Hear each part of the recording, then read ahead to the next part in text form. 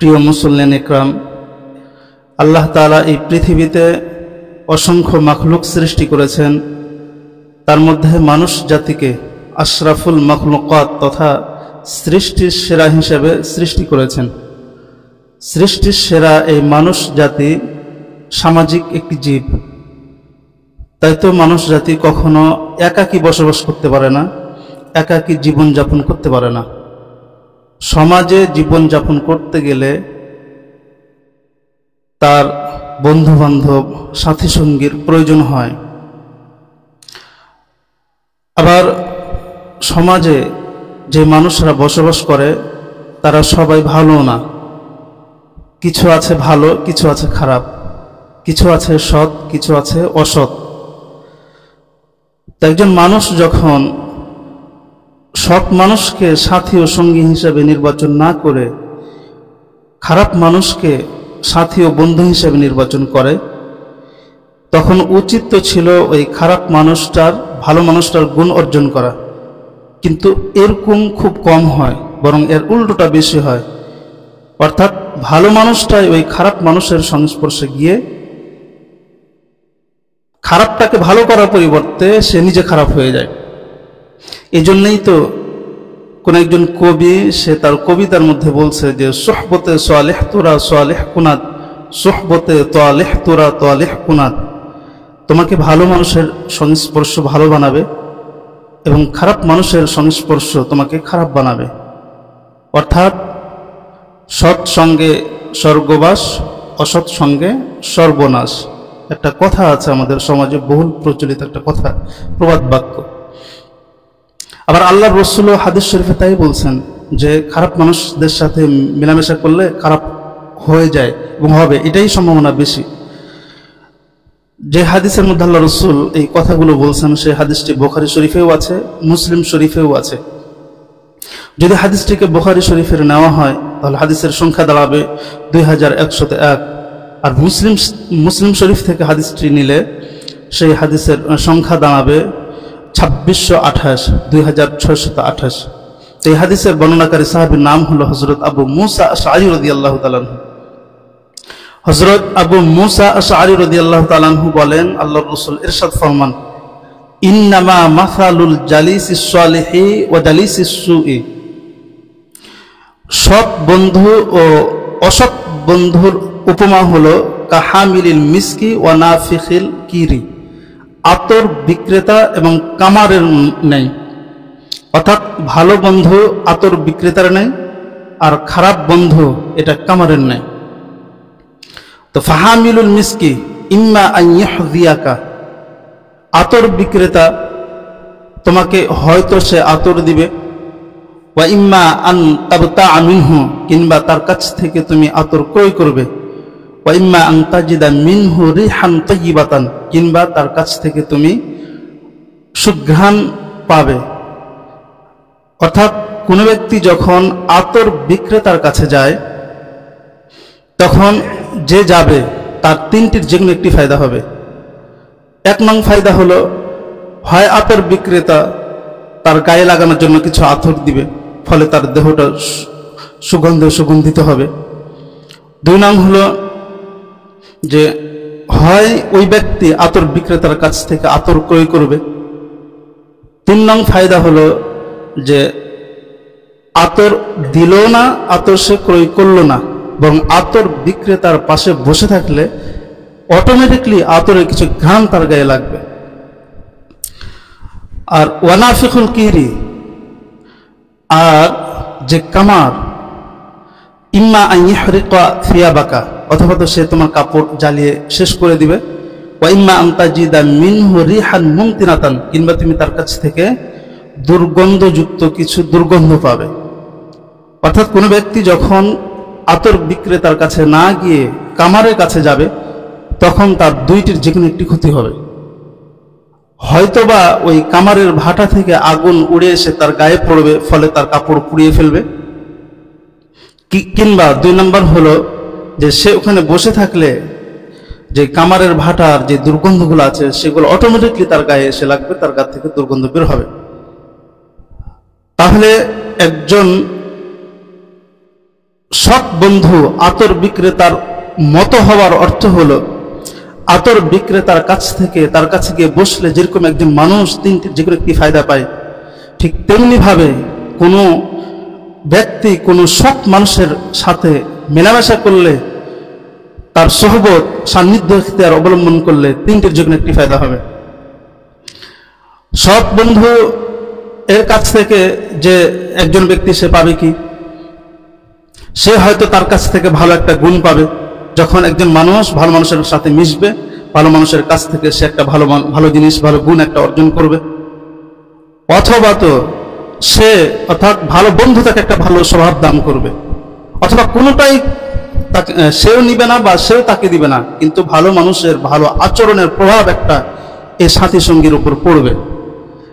আর এই খারাপ বন্ধু কামারের মতন হওয়ার অর্থ হলো, কামারের কাছে গেলে যেরকম দুইটির যে কোনো একটি ক্ষতি হয়, ঠিক তেমনি ভাবে কোনো ব্যক্তি যখন খারাপ মানুষের সাথে উঠা বসা করে তাহলেও তার দুইটির যে কোনো একটি ক্ষতি হবে। হয়তো ওই খারাপ বন্ধু তার স্বভাব দিয়া একে শেষ করে দিবে, তার ঈমান, তার ভালো গুণগুলো সবগুলো জ্বালিয়ে ছারখার করে দিবে, অথবা জ্বালিয়ে ছারখার করতে পারবে না, কিন্তু তার সাথে উঠা বসা করার কারণে অটোমেটিকলি তার খারাপ প্রভাবগুলো এই বন্ধুটার গায়ে এসে লাগবে। তো এই হাদিস দ্বারাও এটা প্রমাণিত হয় যে একজন মানুষ যখন ভালো মানুষের সাথে উঠা বসা করে তখন সে ভালো কিছু পায়, কিন্তু খারাপ মানুষের সাথে যখন উঠা বসা করবে, খারাপ বন্ধু নির্বাচন করবে, অসৎ বন্ধু নির্বাচন করবে, তখন অটোমেটিকলি খারাপটা ভালো হওয়ার পরিবর্তে ভালোটা খারাপ হয়ে যাবে।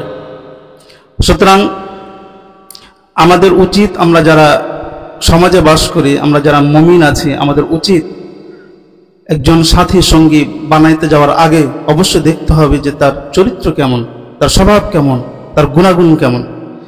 এই কথাটিকে আল্লাহর রাসূল হাদিস শরীফে বলছেন, যে হাদিসটিকে ইমাম তিরমিজি আলাইহির রহমা তার লিখিত কিতাব তিরমিজি শরীফে বর্ণনা করেছেন। তিরমিজি শরীফের 2397 নং হাদিস। এই হাদিসের বর্ণনাকারী সাহাবীর নাম হলো হযরত আবু সাঈদ খুদরি রাদিয়াল্লাহু তাআলা আনহু। যে হযরত আবু হুরায়রা থেকে হাদিসটি বর্ণিত। হযরত আবু হুরায়রা রাদিয়াল্লাহু তাআলা আনহু বলেন, আল্লাহর রাসূল ইরশাদ করেন যে আর রাজুলু আলা দীনি খলিলিহি, একজন ব্যক্তি তার বন্ধুর আদর্শে বেড়ে ওঠে। ফাল ইয়ানজুর আহাদুকুম আলা মান ইউখালিলু, সুতরাং তোমাদের কেউ যখন কাউকে বন্ধু বানাবে, বন্ধু বানানোর আগে সে যেন যাচাই করে যে সে কাকে বন্ধু বানাচ্ছে। তাহলে হাদিস দ্বারা প্রমাণিত হয় যে বন্ধু বানানোর আগে আমাদের যাচাই বাছাই করা উচিত। এখন কথা হলো যে যাচাই বাছাই করার পরে আমরা বন্ধু যে বানাবো তার গুণাগুণ কেমন হবে।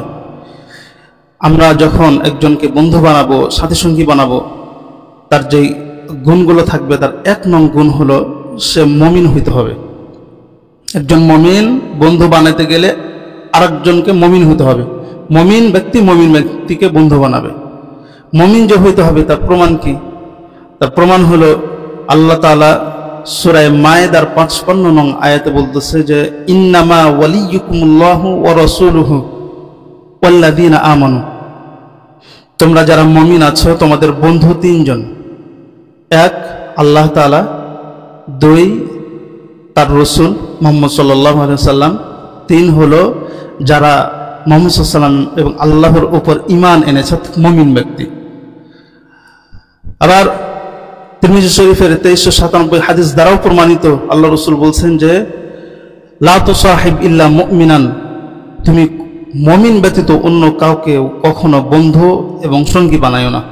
ওয়ালা ইয়াকুল তুআমাকা ইল্লা তাকিয়ুন, এবং তোমার বাড়ির খাবার বা তোমার খাবার তোমার আত্মীয় স্বজন ছাড়া যদি অন্য কেউ খায় তাহলে সে যেন একজন মুত্তাকি পরহেজগার ব্যক্তি খায়।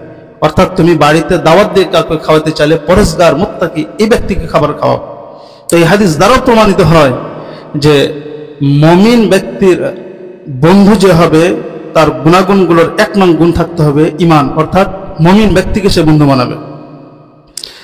2 নং গুণ কি থাকবে? 2 নং গুণ থাকবে যে সে নামাজ আদায় করবে। 3 নং গুণ থাকবে সে যাকাত প্রদান করবে। তো এই যে 2, 3 এবং 4 নং গুণ যেটা থাকবে সেটা হলো সে অনেক বিনয়ী হবে। বিনয়ী পাশাপাশি 5 নং গুণ যেটা থাকবে সেটা হলো সে নফল ইবাদত তার মধ্যে থাকবে।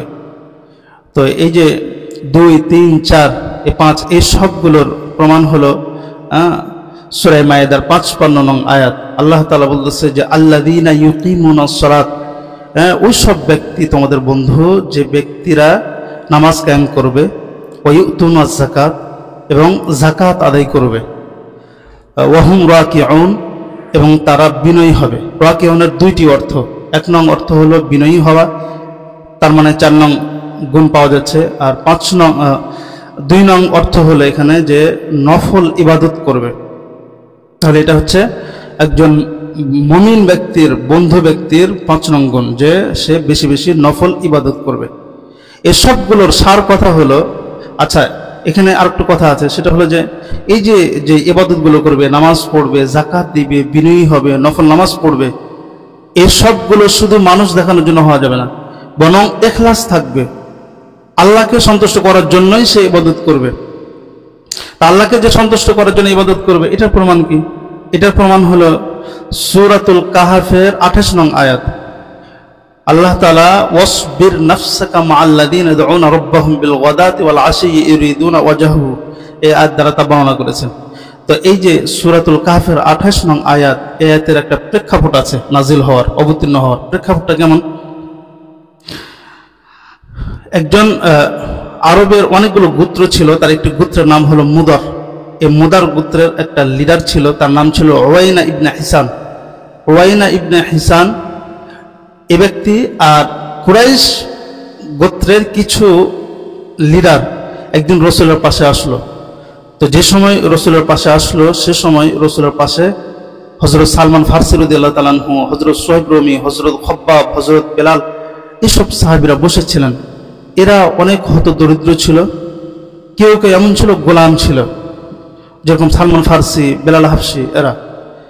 তো যে সময় আসে এইসব দরিদ্র মানুষগুলো রাসূলের পাশে বসেছিল, আর সালমান ফারসি রাদিয়াল্লাহু তাআলা আনহুর গায়ে একটা পশমের চাদর ছিল। তো পশমের চাদর তো সাধারণত কি হয়, একটু মোটা হয় এবং গরম বেশি। সৌদি আরবে গরম বেশি, তাই গরমে ঘেমে দেহ থেকে ঘামের দুর্গন্ধ বের হচ্ছে। তো এই লিডাররা এবার বলছে যে এই লোকদের ঘামের দুর্গন্ধ কি আপনাকে কষ্ট দেয় না? তখন আল্লাহ রাসূল বলে যে না, আমাকে এগুলো কষ্ট দেয় না। তো এবার এরা বলে যে আসলে আমরা কিন্তু ঈমান আনতে চাই, কিন্তু আমরা ঈমান কেন আনি না জানেন? ঈমান আনি না এই লোকগুলোর কারণে। আমরা হচ্ছি প্রত্যেকটা গোত্রের এক একজন লিডার, আমরা যদি এদের পাশে এসে বসি তাহলে খারাপ দেখা যায়। এরা হচ্ছে হত দরিদ্র নিম্ন শ্রেণীর মানুষ, কেমনি আসি? আবার আমরা যদি ঈমান আনি, আমাদের অধীনে অনেক মানুষ আছে, আমাদের ঈমান আনার ফলে তারাও ঈমান আনবে। সুতরাং একটা কাজ করেন, হয় এদেরকে একবার আপনার কাছ থেকে দূরে সরান, অথবা 2টা মজলিস করবেন। এক মজলিসে আমরা বসবো, আর এক মজলিসে এরা বসবে, অর্থাৎ বৈষম্য থাকবে। আল্লাহ রাসূল দেখলেন যে যদি মজলিস ভিন্ন করি তাহলে তো একটু ফায়দা হচ্ছে, আর ঈমান আনবে, ঈমান আনলে অনেক মানুষ ঈমান আনবে। আল্লাহ রাসূলের মন একটু চাইলো যে এরকম করি, তবে চূড়ান্ত ফয়সালা নেননি। তার আগে আল্লাহ তাআলা আয়াত নাজিল করছেন। আয়াত নাজিল করে আল্লাহ তাআলা বলতেছেন ওয়াসবির নাফসাকা মাআল্লাযীনা ইয়াদউনা রাব্বাহুম, হে নবী আপনি আপনার নফসকে স্থিতিশীল রাখুন। আল্লাযীনা ইয়াদউনা রাব্বাহুম বিল গাদাতি ওয়াল আশিয়্যি ইউরিদুনা ওয়াজহা, ওই সব দরিদ্র হত দরিদ্র মানুষদের সাথে যারা সকাল সন্ধ্যা আমি আল্লাহকে ডাকে। আবার কেমন ডাকে? ইউরিদুনা ওয়াজহা, তারা শুধু ডাকে আল্লাহ তাআলাকে সন্তুষ্ট করার জন্য। অর্থাৎ এই হত দরিদ্র লোকগুলোর সাথে আপনি উঠা বসা করুন, এদেরকে আপনি বন্ধু হিসেবে গ্রহণ করুন, কারণ এরা সকাল সন্ধ্যা আমি আল্লাহ তাআলার ইবাদত করে, আমি আল্লাহ তাআলাকে ডাকে, এবং আমি আল্লাহকে সন্তুষ্ট করার জন্যই এরা ইবাদত করে। ওয়ালা তা'দু আইনাকা আনহুম, এবার আপনি কখনোই এদের কাছ থেকে আপনার চোখ ফিরাবেন না। তুরিদু জিনাতাল হায়াতাদ দুনিয়া, দুনিয়ার সৌন্দর্যতার আশায়। অর্থাৎ আপনার মনে হয়েছে যে লিডাররা আপনার পাশে এসে বসলে সুন্দর দেখা যাবে, আপনি বিশ্বনবী, আপনি এটা কখনোই করবেন না, বরং এই হতদরিদ্র গরিব যারা, এদের সাথে আপনি উঠা বসা করুন, কারণ এদের দিল আমার সাথে লেগে থাকে সব সময়, এরা আমার ইবাদত করে, এদের সাথে আপনি উঠা বসা করুন। তাহলে আল্লাহ তাআলা এখানে যে রাসূল আকরাম সাল্লাল্লাহু আলাইহি ওয়াসাল্লামকে বললেন, আদেশ দিয়ে বলছে যে আপনি এই হতদরিদ্র লোকদের সাথে উঠা বসা করুন, কারণ এরা হচ্ছে আমার বন্ধু, এরা আমাকে ডাকে এবং এমনভাবে ডাকে যে এদের ডাকার মধ্যে ইখলাস আছে। তাহলে এই আয়াত দ্বারা প্রমাণিত হয় যে আল্লাহকে ডাকতে হবে এবং ডাকাটা হইতে হবে ইখলাসের সাথে, শুধুমাত্র আল্লাহকে সন্তুষ্ট করার জন্য। তাহলে এই আয়াত আর সূরা মায়েদার 55 নং আয়াত, এই দুই আয়াত মিলালে বিষয়টা এমনই দাঁড়ায় যে একজন ব্যক্তি সমাজে চলতে গেলে যে ব্যক্তিকে বন্ধু হিসেবে গ্রহণ করবে সে ব্যক্তি মুমিন হবে। সে ব্যক্তি সকাল সন্ধ্যা আল্লাহর ইবাদত করবে এবং ইবাদতটা মানুষ দেখানোর জন্য করবে না, বরং আল্লাহকে সন্তুষ্ট করার জন্য করবে। সহজ পরিভাষা হলো যে একজন ব্যক্তি আরেকজন ব্যক্তিকে যখন বন্ধু বানাবে, তখন যাকে বন্ধু বানাবে সে খাঁটি ওলি হইতে হবে, আল্লাহর ওলি হইতে হবে, এমন ওলিকে বন্ধু বানাবে। এগুলোই প্রমাণিত হচ্ছে।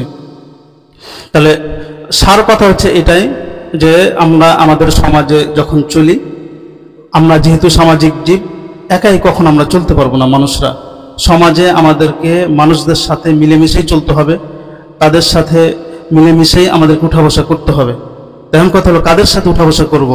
তার উত্তর হলো আল্লাহর খাঁটি বান্দা যারা, তাদের সাথে। খালি ঈমান থাকলেই হবে না, দেখতে হবে যে সে মুমিন হওয়ার পাশাপাশি সে কি ইবাদত করছে কিনা, আর যদি ইবাদত করে তাহলে মানুষ দেখানোর জন্য করছে কিনা, সে তার কথা চালচলনের দ্বারা প্রকাশ করে যে আমি অনেক ইবাদত করি, এরকম না, এবং আল্লাহকে সন্তুষ্ট করার জন্যই করছে কিনা। এ ধরনের মানুষদেরকে আমরা আমাদের বন্ধু বানাবো, এটা প্রমাণিত হচ্ছে। এখন কথা হবে যে আল্লাহ তাআলা এই যে আমাদেরকে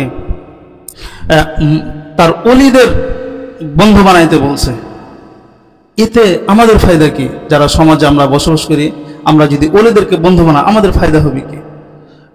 অনেক ফায়দার দিকে লক্ষ্য রেখে আল্লাহ তাআলা বন্ধু বানাইতে বলছেন। ফায়দাগুলো কি?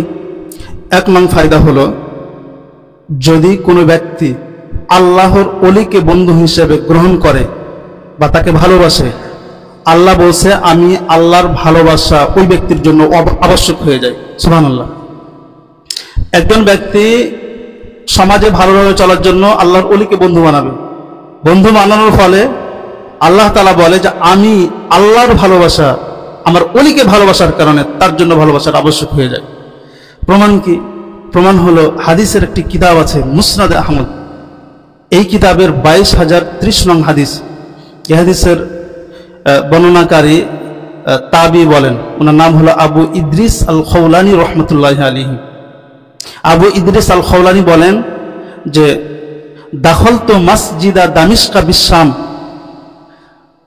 শামের রাজধানী দামেস্কের জামে মসজিদ আমি একদিন প্রবেশ করলাম।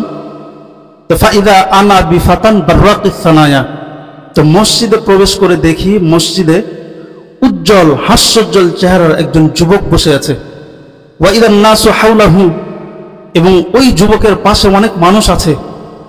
ইদাখতালাফু ফি শাইইন আসনাদুহু ইলাইহি, ওই মানুষেরা যখন কোনো বিষয় নিয়ে মতানক্য করছে পরস্পর, তখন তারা সমাধানের জন্য আসনাদুহু ইলাইহি, ওই বিষয়টিকে ওই হাস্যোজ্জ্বল চেহারার যুবকের নিকটে যাইতেছে।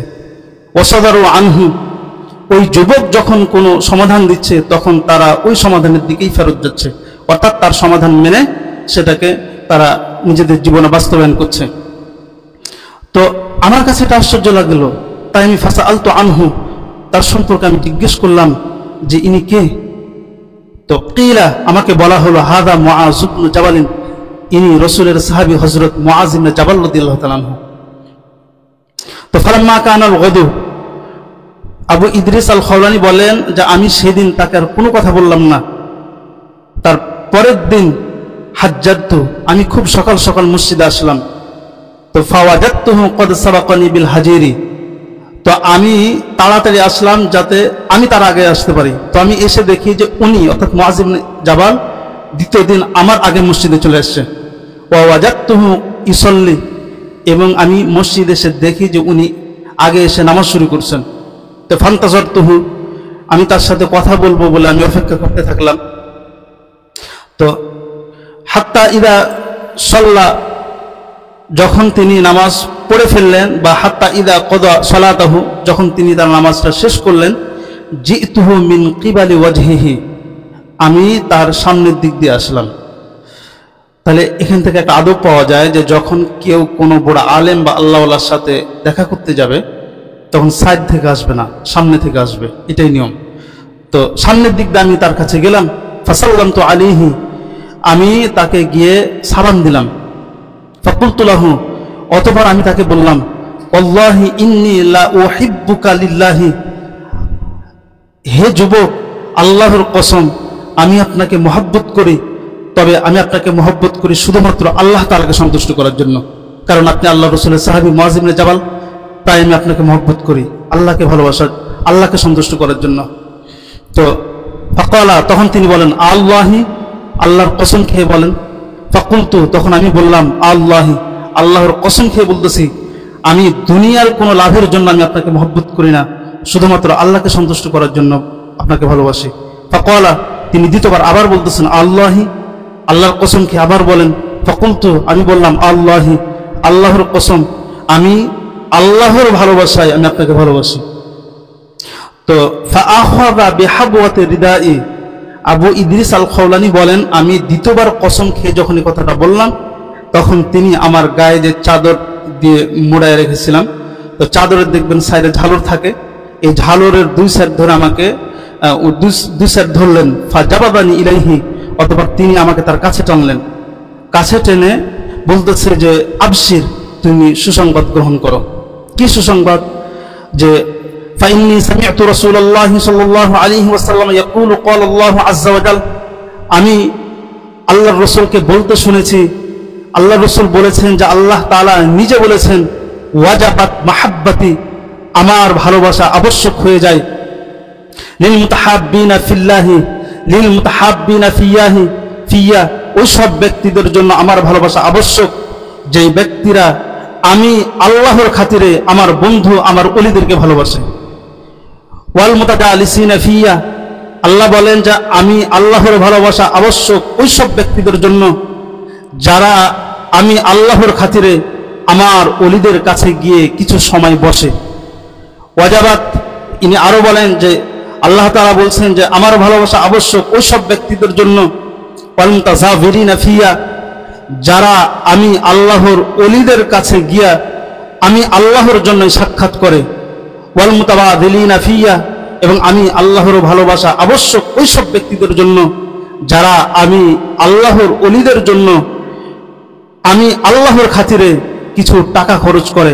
অর্থাৎ ওই সব মানুষদের জন্য আমারও ভালোবাসা আবশ্যক যেই সব মানুষেরা মাঝে মাঝে আমি আল্লাহর সাথে যাদের সম্পর্ক ভালো আছে এমন ব্যক্তিদের কাছে গিয়ে সাক্ষাৎ করে, এমন ব্যক্তিদের কাছে গিয়ে বসে, এমন ব্যক্তিদের কাছে গিয়ে সাক্ষাৎ করে, এবং এমন ব্যক্তিদের জন্য নিজের মাল কিছু খরচ করে, কিছু খাবার দাবার নিয়ে যায়, কিছু হাদিয়া নিয়ে যায়, অথবা বাড়িতে নিয়ে এসে খাওয়ায়, এমন ব্যক্তিদের জন্য আমি আল্লাহর ভালোবাসা আবশ্যক। তাহলে এই হাদিস দ্বারা স্পষ্টভাবে প্রমাণিত হয় যে যখন কোনো ব্যক্তি কোনো ওলিকে ভালোবাসবে, ওলিকে মহব্বত করবে, তখন আল্লাহ তাআলা তাকে ভালোবাসা শুরু করবে। 1 নং ফায়দা। ওলিকে সাথী হিসেবে গ্রহণ করার 2 নং ফায়দা হলো কিয়ামতের দিন হাসরের মাঠে এই ব্যক্তির কোনো চিন্তাও থাকবে না, কোনো পেরেশানও থাকবে না। প্রমাণ কি? প্রমাণ হলো সূরা ইউনূসের 62 নং আয়াত। আল্লাহ তাআলা বলতেছেন যে আলা ইন্না আউলিয়া আল্লাহি লা খাউফুন আলাইহিম ওয়া লা হুম ইয়াহজানুন, হে লোক সকলেরা ভালো করে শুনে রেখো যে আল্লাহর বন্ধু যারা হবে, লা খাউফুন আলাইহিম, এদের হাসরের মাঠে কোনো ভয় থাকবে না, ওয়া লা হুম ইয়াহজানুন, এবং এরা কোনো চিন্তাও করবে না, সেদিন এদের কোনো চিন্তাও থাকবে না। এমন কথা হলো যে ওলি কারা, এই আয়াতের ব্যাখ্যা একটা হাদিস আছে, যে হাদিসটি আবু দাউদ শরীফ আছে, আবু দাউদ শরীফের হাদিস নং 3527। এই হাদিসটির বর্ণনাকারী সাহাবী নাম হল হযরত উমর ইবনুল খাত্তাব রাদিয়াল্লাহু তাআলা আনহু। হযরত উমর ইবনুল খাত্তাব বলেন, আল্লাহর রাসূল ইরশাদ করেন, ইন্না মিন ইবাদিল্লাহি লা উনাসান, আল্লাহর বান্দাদের মধ্য থেকে এমন কিছু মানুষ আছে, মাহুম বিআম্বিয়া ওয়ালা শুহাদা, যারা নবীও না, যারা শহীদও না, ইয়াগবিতুহুমুল আম্বিয়া ওয়াশ শুহাদা ইয়াউমাল কিয়ামাতি বিমা কানিহিম মিনাল্লাহি তাআলা, কিন্তু নবীগণ এবং আল্লাহর রাস্তায় শহীদ ব্যক্তিগণ, এইসব ব্যক্তিদের আল্লাহর নিকটে মর্যাদা দেখে নবীরা এবং শহীদরা হিংসা করতে থাকবে। অর্থাৎ নবীরা এত মর্যাদাবান এবং শহীদরা এত মর্যাদাবান, যেটা মানে বলার ভাষা নেই।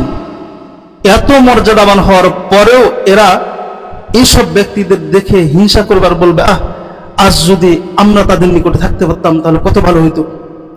বলো, আল্লাহর রসুল যখন এই কথাগুলো বলতেছিলেন তখন সাহাবা ইকরামরা বললেন, তুখবিরুনা মান হুম ইয়া রাসূলুল্লাহ, হে আল্লাহর রসুল, এমন ব্যক্তি কারা যাদের দেখে নবী এবং শহীদরা হিংসা করবে, এদের ব্যাপারে একটু বলুন। ক্বালা, তখন আল্লাহ রসুল বলেন, হুম কওমুন তাহাব্বু বিরুহিল্লাহি আলা গায়রি আরহামিন বাইনাহুম ওয়ালা আমওয়ালিন ইয়াতাআতাউনাহুম।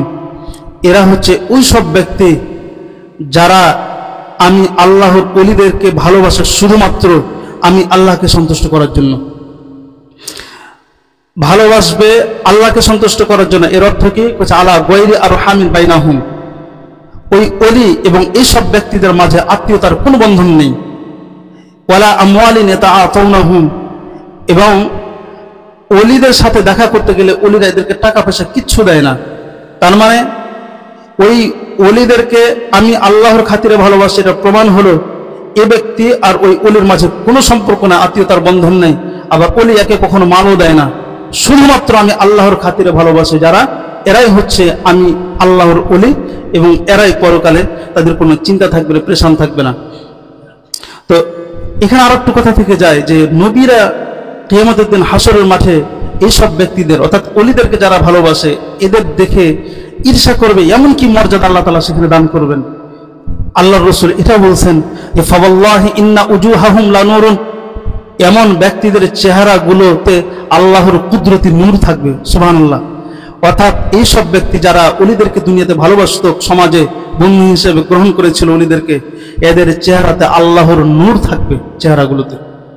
এক নং মানে মর্যাদা থাকবে। দুই নং ওয়া ইন্নাহুম আলা নূরিন, এইসব ব্যক্তিরা আল্লাহ তাআলা নূর দিয়ে কিছু সিংহাসন বানায়া তার পাশে রাখবে, পাশে রেখে ওইসব ব্যক্তিদেরকে আশপাশে বসাবে। সুবহানাল্লাহ। ওলি না, উনি নিজে ওলি হতে পারেন নাই, কিন্তু ওলিদেরকে ভালোবেসেছে, তাই আল্লাহ তাআলা তাদেরকে মর্যাদা দান করবেন। আর কি ওয়ালা ইয়াখাফুনা ইযা খাফান নাস, কিয়ামতের মাঠে মানুষ, হাসরের মাঠে মানুষ ইয়ানাফসি ইয়ানাফসি করতে থাকবে আর ভীত সন্ত্রস্ত থাকবে, ওই সময় এদের কোনো ভয় থাকবে না। 3 নং মর্যাদা। 4 নং ওয়ালা ইয়াহজানুনা ইযা হাজিনান নাস, মানুষ কিয়ামতের দিন হাসরের মাঠে এতটাই চিন্তিত থাকবে, যেটার বিবরণ আল্লাহ তাআলা কোরআন শরীফের বিভিন্ন আয়াতে দিয়েছেন, ওই সময়গুলোতে এদের কোনো চিন্তা থাকবে না। তো যেহেতু চেহারাতে নূর থাকবে, যেহেতু নূরের সিংহাসনে বসবে, যেহেতু কোনো ভয় থাকবে না, যেহেতু কোনো চিন্তার ছাপ থাকবে না চেহারার মধ্যে, তাই নবীরা এবং শহীদগণ এত মর্যাদাবান হওয়ার পরও ঈর্ষা করতে থাকবে, হিংসা করতে থাকবে, যদি এদের স্থানে আজ আমরা থাকতে পারতাম কত ভালো হইতো। ওয়াকরা হাযিহিল আয়াতা আলা ইন্না আউলিয়া আল্লাহি লা খাউফুন আলাইহিম ওয়া লা হুম ইয়াহজানুন। আল্লাহ রাসূল এই কথাগুলো বলার পরে বলতেছে যে আমি যা যা বললাম এসবগুলো সূরা ইউনূসের 62 নং আয়াতের তাফসীর।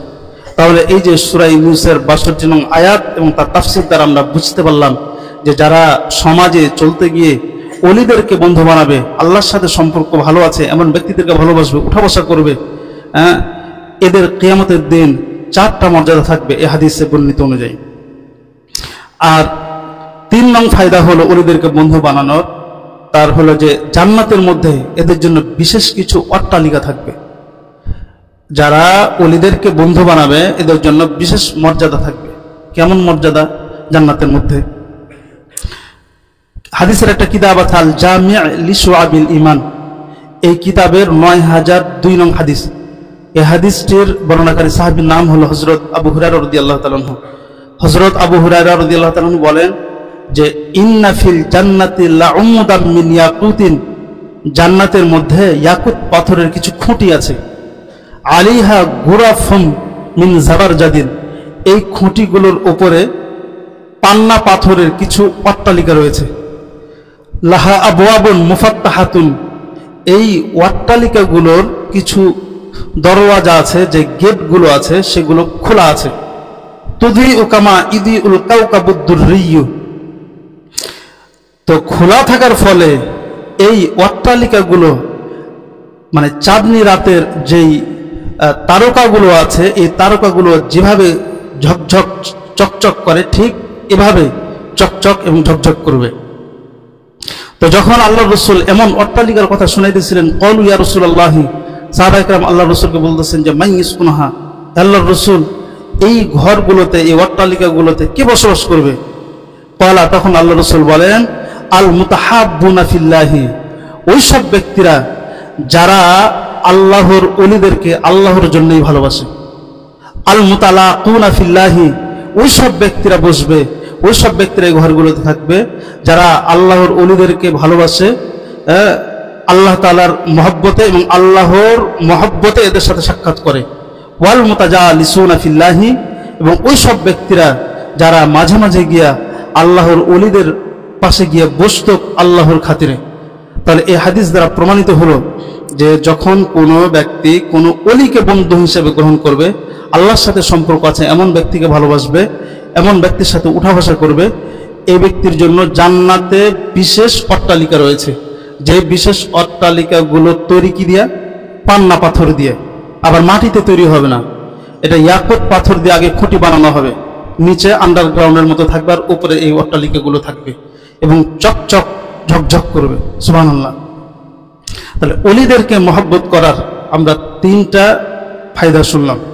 তাহলে আজকে আমরা আলোচনার দ্বারা কি জানলাম? আমরা আলোচনার দ্বারা এটা শিখলাম বা জানলাম যে আমরা সামাজিক একটা জীব, যারা মানুষ জাতি। আমাদের সমাজে চলতে গেলে অবশ্যই বন্ধু বান্ধব দরকার। আমরা কেউ কখনো একাই চলতে পারবো না, কারণ আমাদের চলাফেরাটাকে আল্লাহ তাআলা অন্যের সাথে মুতাআল্লিক অর্থাৎ সম্পৃক্ত করে রেখেছেন। এমন কথা হলো যে আমরা অন্যের সাথে যে চলাফেরা করব, কাদের সাথে চলাফেরা করব? সমাজে তো বিভিন্ন ধরনের মানুষ আছে। আমরা চলবো যারা মুমিন, মুত্তাকি, পরেজগার, আল্লাহর জন্য ইবাদত করে এমন ব্যক্তিদের সাথে। এমন ব্যক্তিদের সাথে যদি আমরা উঠা বসা করি তাহলে আমরা কি কি ফজিলত পাবো, আমরা সেগুলোর 3টি আলোচনা করলাম। আরও অনেক আলোচনা আছে। সূরা কাহফের মধ্যে হযরত মূসা আলাইহিস সালাতু ওয়াস সালাম এবং খদির আলাইহিস সালাতু ওয়াস সালামের ঘটনা আছে। সামনে যদি কখনো সুযোগ হয় তাহলে আমরা এটা আলোচনা করব ইনশাআল্লাহ। আফসোস হলেও এটাই সত্যি কথা, বর্তমান সময়ে যারা ভালো মানুষ আমরা এদের সাথে চলাফেরা করি না, তাই না? এটা কিন্তু সত্যি কথা। আপনি দেখবেন, আপনার বন্ধু বান্ধব আছে কয়জন, আপনি তাদেরকে একটা নামাজের কথা বলেন, মিথ্যা কথা বলতে নিষেধ করেন, গীবত করতে নিষেধ করেন, 4 জন বন্ধু থাকবে, 1 জন কমবে, আপনার সাথে আর আসবে নাই। আপনি আর একটু ভালো কথা বলেন, দ্বিতীয় দিন দেখবেন আর 1 জন কমে যাবে। আর একটু ভালো কথা বলেন, তারপরের দিন দেখবেন আপনি একা হয়ে যাবেন। এটাই সমাজের বাস্তবতা। এর বিপরীত যদি আপনি হন, মিথ্যা কথা বলেন, মানুষের পেছনে লেগে থাকেন, কেমনি মানুষের জমি আত্মসাৎ করা যাবে, টাকা আত্মসাৎ করা যাবে, এগুলো কথা বলেন, আপনার বন্ধু বান্ধবের অভাব থাকবে না। এটাই সত্যি কথা। কিন্তু আবার এটা তো পুরুষদের, যারা নারীরা, আমাদের বাড়ির যারা নারীরা থাকে, আমাদের মা বোনরা থাকে, এরা কখনো ভালো মানুষ যারা আছে এদের বাড়িতে এখন যায় না। এরা যায় যেখানে গিয়ে ওই যে গীবত, পরচর্চা, পরনিন্দা করা যায় সেখানে যায়। ভালো কথা যদি বলে আনমনা ভাব, শুনবো না ভাব, বিরক্তি ভাব, এরকম কিছু দেখায়। তো এটা হচ্ছে সমাজের বাস্তবতা। মানে যেটাতে আমাদের ক্ষতি, লাভ নেই, ইহকাল পরকাল কোনোটারই লাভ নেই, আমরা সেটা করি। এই জন্য আমাদের আজকের আলোচনা থেকে অঙ্গীকারবদ্ধ হওয়া উচিত যে আমরা ভালো মানুষদের সাথে উঠা বসা করবো, ঠিক আছে না? বর্তমান সময়ে আরো মহামারী রোগ। কেমন? যে আমরা বেশিরভাগ মানুষ নেতার পিছনে দৌড়াই। আবার আমাদের চরিত্র এতটাই খারাপ, যখন যেই দল ক্ষমতায় থাকে আমার নেতা চেঞ্জ হতে দেরি লাগে না, তাই না? এক নেতা ছিল, তার পিছনে আমি দৌড়ালাম, ক্ষমতা চেঞ্জ, নতুন ক্ষমতা আসছে, এখনো আসে নাই, আসছে কেবল, আমি তার পিছনে দৌড়ানো শুরু করলাম শুধুমাত্র কিছু ফায়দার জন্য। আমার আশ্চর্য লাগে, বিশেষ করে অনেক শিক্ষিত ভালো মানুষ নেতা হয়েছে, মূর্খ, কিচ্ছু বুঝে না, এর পিছনে দৌড়ায়। বিবেকেও বাধা দেয় না যে আমি এত ভালো মানুষ, শিক্ষিত মানুষ, আমাদের কাছে শিক্ষার আলো আছে, কোনটা ভালো কোনটা খারাপ এটা পার্থক্য করার আলো আছে, আমি কেমনি মূর্খ মানুষের পিছনে দৌড়াই? এটা তো বোঝা উচিত। আবার সামান্য কিছু আসার জন্য, কিসের নেতা কিছু হয়, টাকা দেয় অথবা নিজের কিছু ফায়দা হয়, তার জন্য দৌড়াইতেছেন। আফসোস, এই নেতার নেতাম্য কতদিন, আমরা তো দেখলাম কতদিন গেল, 17 বছর সর্বোচ্চ, হয়তো পরবর্তীতে এরকম আর আসবে না, সর্বোচ্চ 5 বছর 10 বছর। আচ্ছা গেলাম, আপনি ইতিহাস খুঁজেন, 30 বছর বেশি যায় নাই, 34 বছর বা 54 বছর সিরিয়ার দিকে দেখান, ওদের যে বংশধররা 24 বছর পিতা চালাচ্ছে, 30 বছর 54 বছর, পতন তো হলো না, হলো, মৃত্যু তো বরণ করতে হবে। আপনি এদের পিছনে দৌড়ায়া যে ক্ষতিগুলো করলেন, হ্যাঁ, পরকালে কি হবে আপনার? এ নেতারা কি বলবে জানেন? পরকালে কোরআন শরীফে আছে, আল্লাহকে বলবে এরা যারা পিছনে দৌড়াইছিল, চামচা যারা ছিল, কষ্ট পায় না, চামচারা বলবে যে হে আল্লাহ, এদেরকে দ্বিগুণ শাস্তি দেন, রব্বানা আতিহিম দি'ফাইনি মিনাল আযাব, দ্বিগুণ শাস্তি দেন, কারণ এদের পিছনে আমরা দৌড়াইছিলাম তো আমাদের আখিরাত নষ্ট হয়েছে। নেতারা বলবে আমি কি তোকে বলেছিলাম আমার পিছনে আসতে, তুই এসেছিলি কেন? তখন নেতা চিনবে না এই চামচাগুলোকে, আবার দ্বিগুণ শাস্তির কথা বলবে, অনেক বিপদে পড়বে। তো যেখানে গেলে আপনি বিপদে পড়বেন, কোনো ফায়দা নাই, শুধু আর ক্ষতি আর ক্ষতি, আপনি কেন ওদের সাথে যাবেন? আপনি আলেম ওলামাদের সাথে উঠা বসা করেন, আলেম ওলামারাও, আমি বলবো আসলে এগুলো বলতে অনেক খারাপ লাগে, আমাদের মধ্যে অনেক ভেজাল আছে। হক্কানি ওলামা ইকরাম যারা, যাদের এলেম আছে, আমল আছে, এমন ব্যক্তিদের সাথে উঠা বসা করেন, যাদের আমল ভালো, যাদের কাছে গেলে আল্লাহর কথা স্মরণ হয়, আল্লাহর রসুলের কথা স্মরণ হয়, পরকালের কথা স্মরণ হয়, নিছক, হ্যাঁ, যারা আল্লাহর জন্য দিন প্রচার করছে, এদের কাছে যান, প্রশান্তি পাবেন, দুনিয়া ভালো হবে, আখেরাত ভালো হবে। আল্লাহ তাআলা আমাদের সবাইকে যে আলোচনাগুলো হলো এগুলোকে ভালোভাবে বুঝার তৌফিক দান করুন, আমিন। আপনারা কি কষ্ট পেলেন আমি যে কথাগুলো বললাম? আমি আসলে কখনো কাউকে আঘাত দেওয়ার জন্য বলি নাই। একজন ডাক্তারের কাজ কি থাকে বলেন? ডাক্তারের কাজ থাকে যখন তার কাছে রোগী যায় তখন রোগ যেটা সেটা নির্ণয় করেই তো ওষুধ দেওয়া না। একজন আলেম মানে একজন আলেম, উনি একজন ডাক্তার, আধ্যাত্মিক ডাক্তার, তার কাজ হলো যখন দেখে যে লোকগুলো বিপদে পড়ছে তখন তার সঠিকটা বলা। আমি সঠিকটা বলছি।